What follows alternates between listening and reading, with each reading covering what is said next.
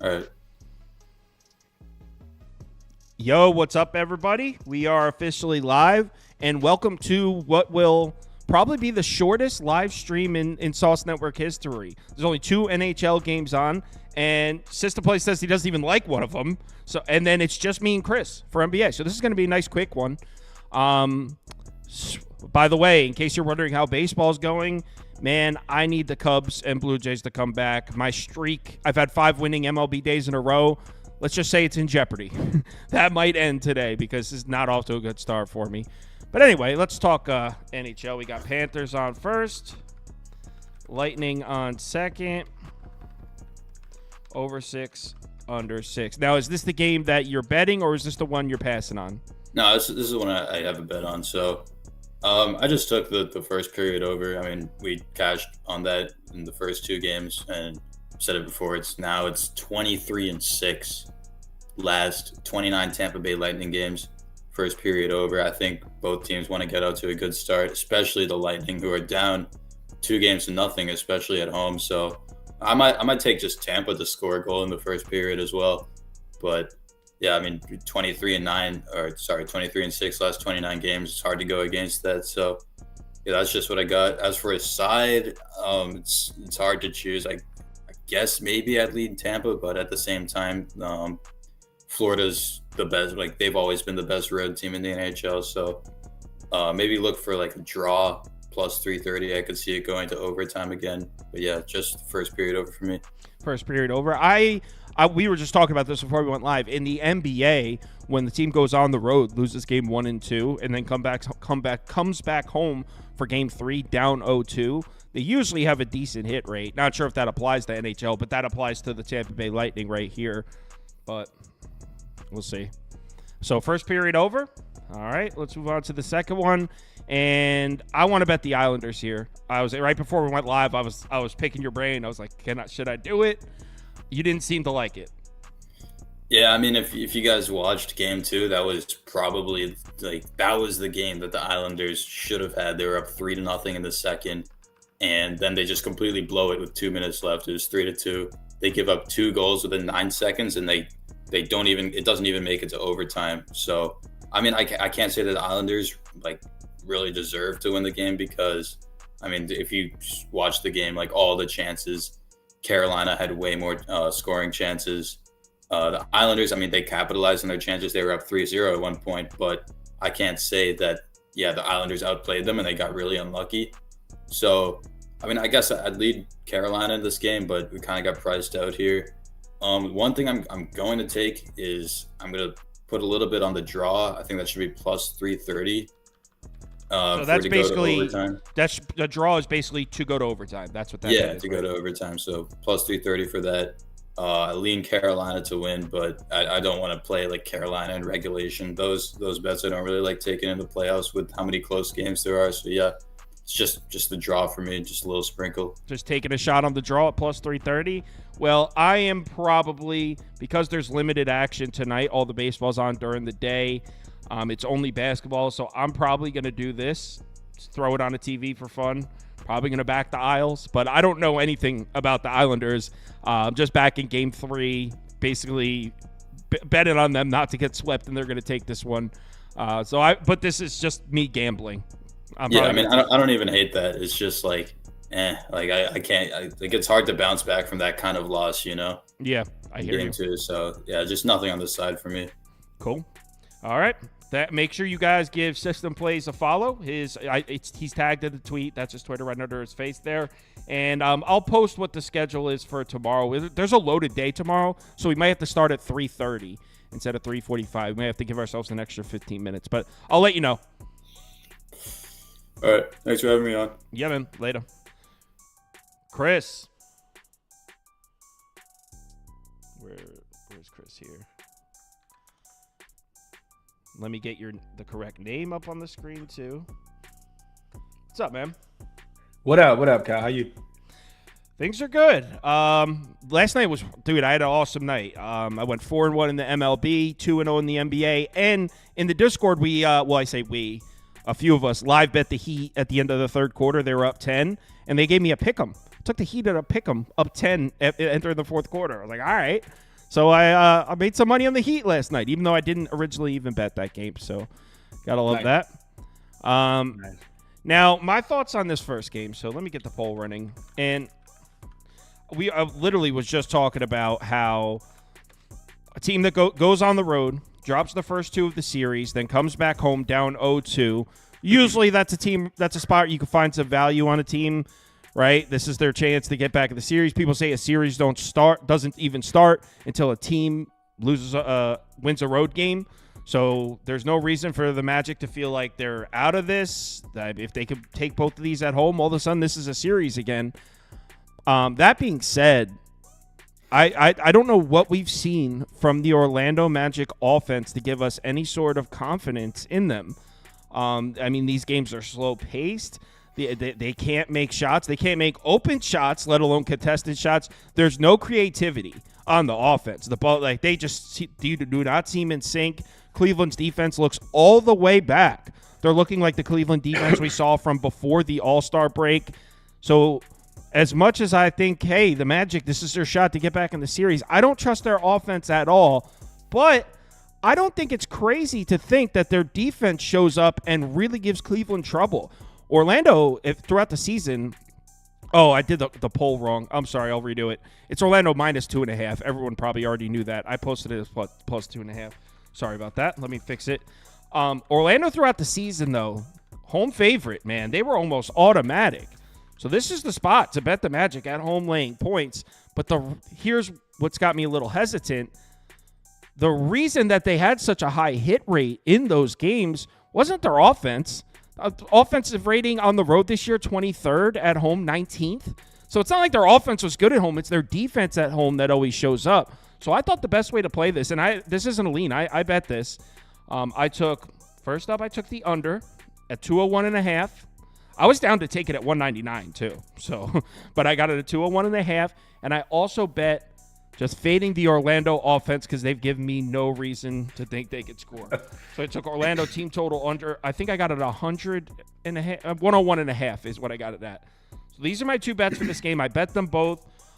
Basically, I'm fading the Magic, but if the Magic do win and cover, I think we're looking at a 97-90 game, and both these bets should hit. So this I thought was the safest way to fade the Magic with protecting myself from them shutting the Cavs offense down, because I think that's very possible. The Cavs offense is anything but reliable on the road in Orlando. Maybe the Magic defense step up in a big way. I think that's very possible, but the Magic offense they've given me no reason to trust them. So that's how I feel. Yeah, Cal. I mean, we feel the same. We both talked about this. We've been talking about this all series. It's just that, the Orlando Magic ran into the worst possible matchup. Like they're a team that relies heavily on scoring at the rim, and the Cleveland Cavaliers have Evan Mobley and Jared Allen. I feel like I've said that 10 times over the last 2 weeks. And that's really what it comes down to. I think you look at this Cleveland offense, Cal, they shot 44% from the field and only 26% from the field in game one. They followed that up by shooting 41.5% in game two, and they shot 30% in game two from the three-point line. So that, the offense has not been there, but yet they've still won both games comfortably, like almost double-digit wins in both games. So really hard for me to want to take Orlando. That trend, the situation you were talking about, Kyle, home favorites down 0-2 in game three are 63-28 overall. 54, 35, and 2 against the spread all time in the Killer Sports database. So it says that, you're going to get peak motivation. I think if you did want to take Orlando here, you take them early, Cal. Like back at home. You mentioned them being a really good home team. I almost pulled the trigger, Cal, but I still couldn't do it. There's a way, kind of like what we were talking about yesterday with Boston in Miami. It's like, I know it's no Spoelstra over there or anything like that, but just the peak motivation that a team would have. And you mentioned Orlando, Kyle, no slight at all. 19-6 against the spread as a home favorite this season. They were the best team in the league. They ended up beating OKC out for the number one overall, seed and as the overall best team as a home favorite this season. And as you mentioned, it was their defense. They finished, 13-1-1 to the under in their last 15 games as home favorites. And I think that they held teams to just 101.3 points per game. We think about the pace in this game. We think about the missed shots on both sides. I played the under as well, Kyle. A couple other things I wanted to mention.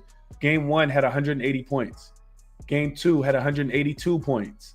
I think the total is still set too high. I think if Orlando wins, like you said, it's going to be because of their defense, not because of their offense. They do not have a bunch of guys that can go out there and really score the basketball. So we really just relied on Cleveland to show up defensively, Orlando to still struggle offensively, which I think that they will.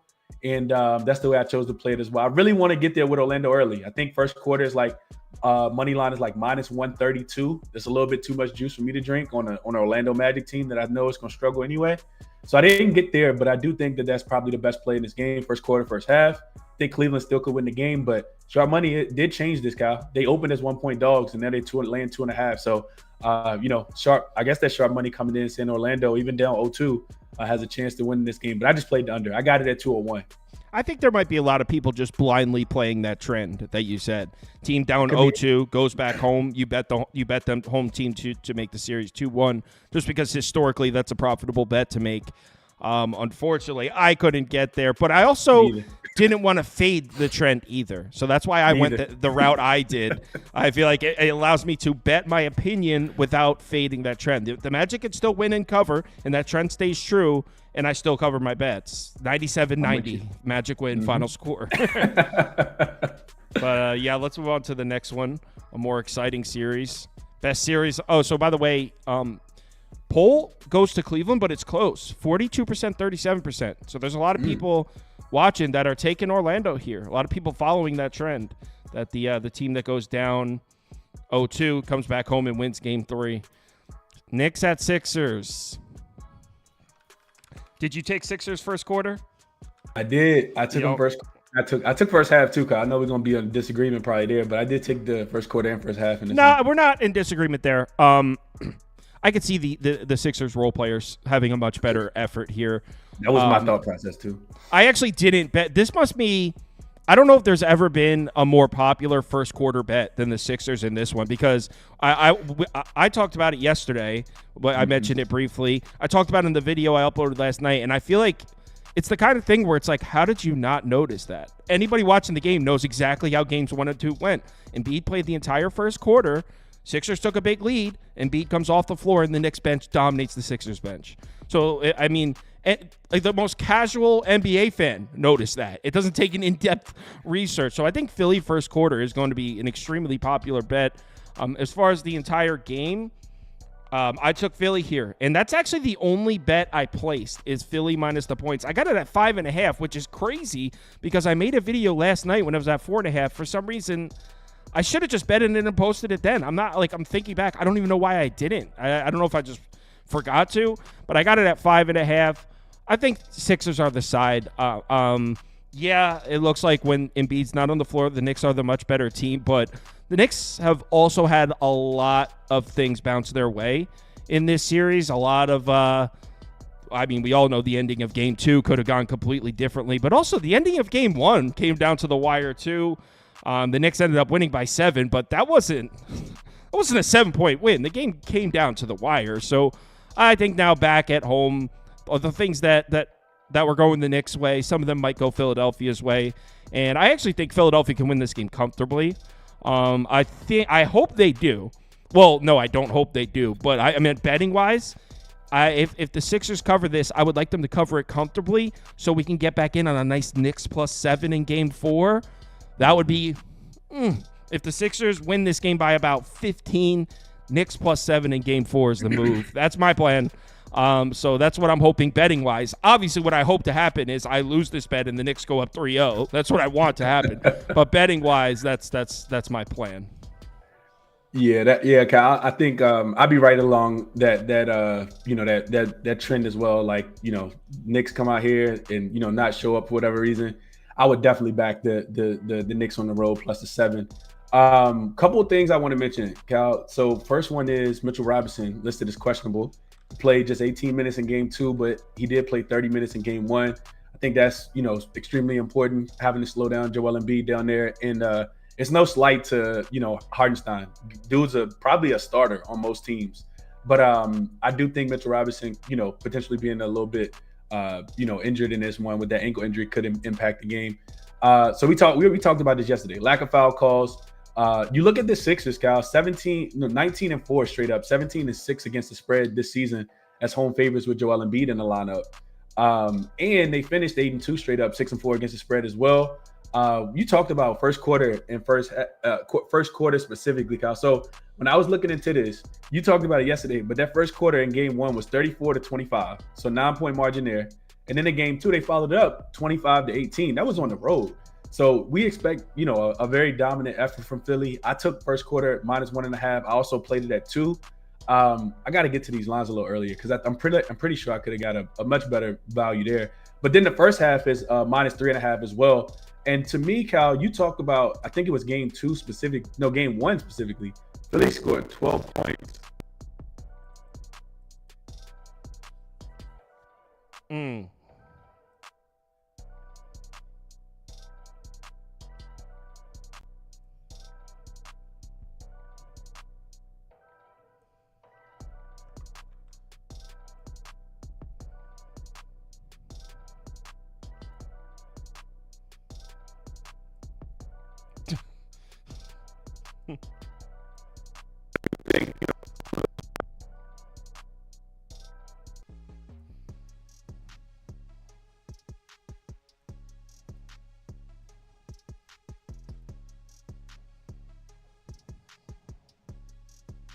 Whoa.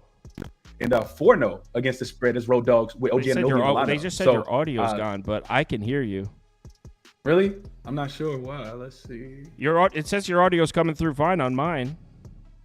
Yeah, I'm not sure why. Okay, so you know what? I did a screenshot, and I'm thinking because that's when they started saying it. I think it actually wasn't Chris's issues. I think when I did a screenshot, it muted him. So. Oh, okay. Can you guys see? It says back now. It says back now. Okay. Yeah, I guess that's what happened. Okay, yeah, and I would just to summarize what I was saying. I was just saying that I think the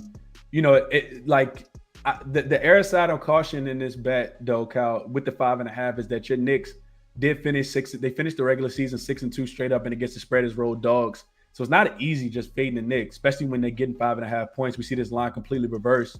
And on this season with OG Anunoby in, the Knicks did go 4-0 straight up and against the spread as road dogs. So we talk about how good the Knicks have been. I know you've mentioned it, Kyle. I think it was 22-3 straight up with OG Anunoby in the lineup. But I do think the Sixers are the right side in this game. So first quarter, first half for me, I didn't touch the total. Kind of wanted to get to the under, Kyle. What are your thoughts on the total? I like the over. I think. Like the over? Yeah. I think Philly's going to score 36 points in the first quarter, which really makes an under at 204. Yeah, I like the over, but I'm not betting it. And the reason, I guess this is probably the reason your audio went out. I was getting these 2 screenshots ready to really hammer home what we're both saying here. Here's the first one. Look at Joel Embiid in the first quarter. He's averaging 12 minutes a game, so he hasn't come off the floor once in the first quarter. And when he's on the floor, the Sixers have been head and shoulders the better team. It's when he comes off the floor when they struggled. In the first quarter, he's averaging, that's supposed to say 13.5. It says 13.2. But he's averaging 13.5 points a game in the first quarter in this series. So, I mean, he has dominated. And then if you look at the points by quarter in this series, how clear of a pattern is this? In the first quarter, the Sixers are winning 29.5 to 21.5. And then the second quarter, the Knicks are winning by an average of 12 points. So these games 1 and 2 started exactly alike. And real quick, you brought up that graphic on Joel Embiid. His first quarter points 9.5 right now over on DraftKings at a -120 for people who are interested in this first quarter player prop. Yeah, I mean, the Sixers, that's been the Sixers game plan for like a couple years now. It's feed Embiid, because I think defenses come out and they don't want to double team him. They're like, they make us double team you. And then they feed Embiid, makes a couple buckets. All of a sudden, he's got 10 points. He's 4-4 from the line already. And then it's like, okay, now we're going to have to double team it. And so Embiid is just a first quarter monster. So, yeah, I completely get why everyone's betting Philly first quarter. And if I'm not really a first quarter type of guy, but if I was, I'd be taking Philly first quarter here as well. So our poll is leaning towards the Sixers, 56%, 33% on Philly. Now we get to the last one, and I'm very curious to see how this poll's going to go. Is everyone taking the Lakers here? I feel like it's a told you game, Kyle. What do you mean by that? Wait, elaborate on that. I mean that if the Denver Nuggets win, everyone's gonna say, "Told you they couldn't beat the Lakers." They're now 11-0 straight up, in the last 11 games. Right. And if the Lakers win, everybody's gonna say, "Told you that the Lakers were eventually going to get a win against the Denver Nuggets." And right. The first two games they should be up, 1-1 or should be 1-1 or 2-1 or whatever happens after this game. It just kind of feels like a told you game. Everyone's taking the Lakers here. I mean, I'm on the Lakers, and I knew I was betting Lakers in the third quarter of Game 2. I knew I was betting Lakers here. There was no question. I mean, so first of all, the Lakers were winning the majority of both Games 1 and Game 2 in Denver. Now we're in LA, and this Nuggets team especially has some significant home-away splits. At home, Denver is one of the best teams in the NBA on paper this year, if not the best. Denver at Denver is a problem. They have been for a couple years now. Denver on the road is an average to a below-average team. They're a completely different team on the road. So we're talking about a Lakers team that played Denver tough to the wire. I know in the first game, Denver pulled away. They pulled away a little bit. Ended up winning by, 10 or 11 or something in Game 1. But the Lakers were winning a lot of that game, and they were in it to the end. The fact that the Lakers probably should have won Game 2 and were in control, now that we're in LA, I think there's a chance the Lakers win this pretty comfortably. So I knew I was betting the Lakers in the third quarter of Game 2. It seems like everyone's doing it. Whatever. Maybe I'll get greased on this one, but I'm taking the Lakers here. Man, Kyle, you're a better man than me. And a lot of it is because I don't want to be emotionally and financially invested. I will be watching this game thoroughly as I am a diehard Laker fan. But to give your audience the other side of the coin here, Kyle. I'm pretty sure you know who your daddy is, Kyle. And Anthony Davis and LeBron James know who their daddy is as well. And they wear blue and they wear gold. And it's just been that way for a while. The Lakers can't. They just don't match up well with this team. The 10-0, the 10-0. I didn't play it. I didn't play it because I hope you win. But Denver is 10-0 straight up in the head-to-head matchup. 4-0 the last 4 times in LA.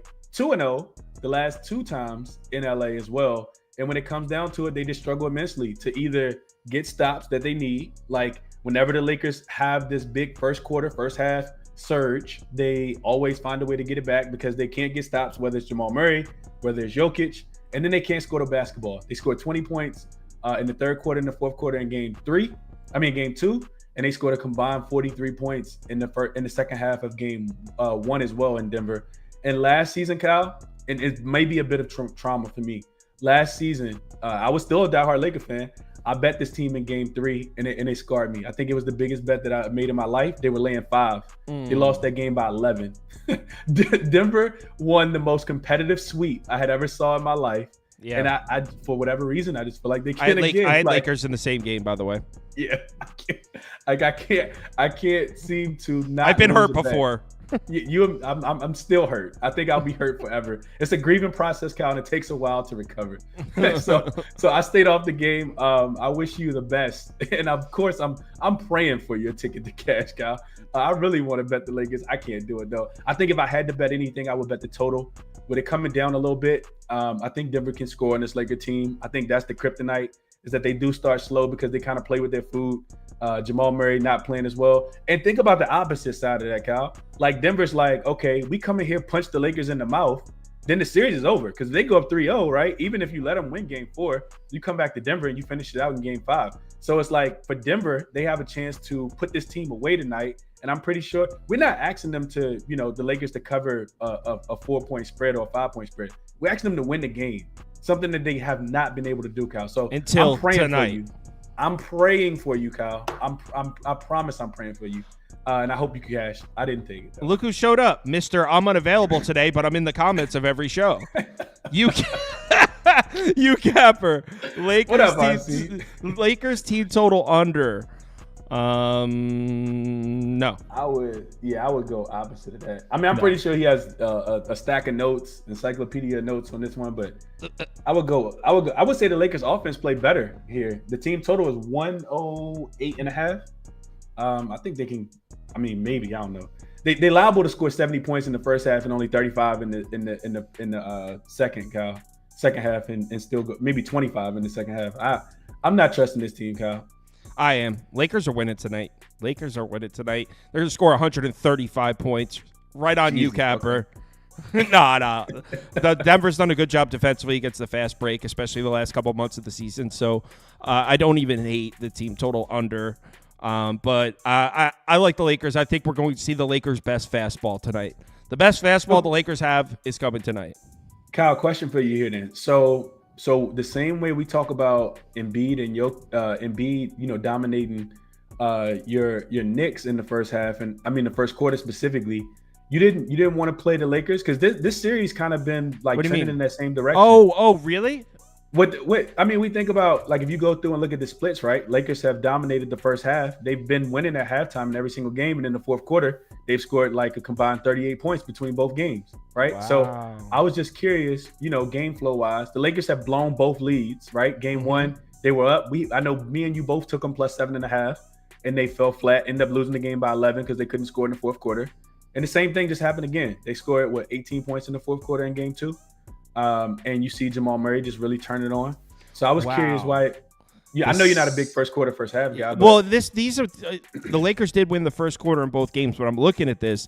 The second half, I mean, in game one, Nuggets won the second half 57-43, and then in game two, Nuggets won the second half 57-40. So holy shit. So what you're saying, Cal? Unless the Lakers go about 47 in the first half, you will not be comfortable at all in your bet tonight. I'm comfortable now. I'm comfortable right now. Lakers are winning this game. I got a full unit on it. Like Let's go, another one that why didn't I bet it last night? It was +1 when I made the video. I was just asleep at the wheel here. Best fastball from the Lakers tonight. Let's do it. I guess there's no way to do a community parlay. What we can do is we'll do a poll to figure out our favorite side as a group. So they liked in game one, they liked the Cavs, but it was close. They liked the Cavs plus 2.5. In game two, they liked the Sixers. And in game three, they liked the Lakers. So what is the community's favorite side tonight? I'm going to guess and say it's going to be Lakers or Sixers. I think Lakers, though. Maybe because I just rallied the troops there. I think you should do one for totals too, Kyle. Yeah, we'll do one for totals. Yeah, that's a good point. We'll do one for totals too. So we see how these votes come in. Sixers. No. Look, you Capper, I'm not saying the Lakers haven't been trying. I'm saying we haven't seen, just because a team tries doesn't mean like that wasn't the best they could do. We're going to see the Lakers' best fastball coming tonight. And it looks like Sixers are going to win the community's favorite side. 5, 4, 3, 2, 1. See, what UCapper's doing is he's doubting LeBron. He doesn't believe in LeBron. And the famous last words, Sixers win. So the community's favorite side is Sixers. And let's see, for the first one, they like the under 201.5. I don't know if they like the over or under in the Knicks Sixers. I can look it up though. They like the over in Lakers Nuggets. They like the over in Knicks Sixers. Okay, so Knicks Sixers over 204, or the Nuggets Lakers over 217. All right, community, what's our favorite total?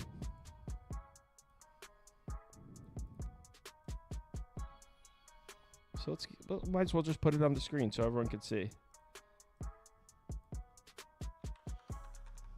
Ooh.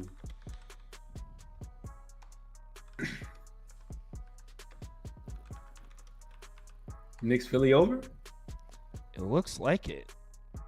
I agree with that. That's the way I would go. It wouldn't be my favorite though. My favorite would be Cleveland Orlando under. Me too. The one I bet. Yeah, it's a landslide. You guys like the over there, huh? I mean, I'm not on the under, so I can't say I disagree with you. Yeah. Knicks, Philly, over 204. All right, so those are the community's favorite bets here. We got, where can we put them? All right. Sixers minus 5.5. Knicks, both same game. So like the community likes the Sixers minus the points and the over at 204. Philly team total over. Got it. Yep. Philly team total over. Yep. All right. So be back tomorrow, 3:30. We're going to start a little early. So, Chris, you and Ski are coming on. It'll probably be like 3:45 for the NBA. No, it'll probably be closer to between 3:45 and 4. There's 15 MLB games on tonight. So, Jesus. Yeah, it's a loaded Friday, and there's no day show. So it's going to be a loaded live show tomorrow at 3:30, 3:45. We'll start with the NHL first. But all right, thanks to everyone for watching. Make sure you give Chris a follow. He's tagged in the tweet. Make sure you show him some support for taking the time to come on the show. See everyone tomorrow. All my bets are posted on KyleKirms.com if you're interested. Talk to you guys later. Best of luck tonight.